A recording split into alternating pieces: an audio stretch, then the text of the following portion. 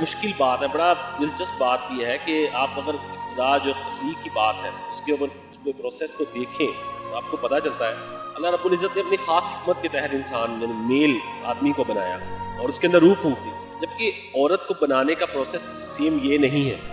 अब फीमेल को औरत को अल्लाह रब्बुल इज़्ज़त की ज़ात ने आदमी की पसली की हड्डी से बनाया है और पसली भी वो जो दिल के करीब रहती है। जैसे आप देखिए दुनिया की सारी औरतें मेजॉरिटी मेल ओरिएंटेड है, वो किसी भी हालत में हो मेल के दिल में रहना चाहती हैं। अगर वो बीवी है तो शोहर के दिल में रहना चाहती है, बेटी है तो बाप के दिल में रहना चाहती है, महबूबा है तो महबूब के दिल में रहना चाहती है, माँ है तो अपने बेटों के दिल में रहना चाहती है और इस काम के लिए वो जद्दोजहद करती है और वो जैसी इस चीज़ को पा लेती है अपनी ज़िंदगी की जितने भी मेल्स हैं उनके दिल में आ जाती है,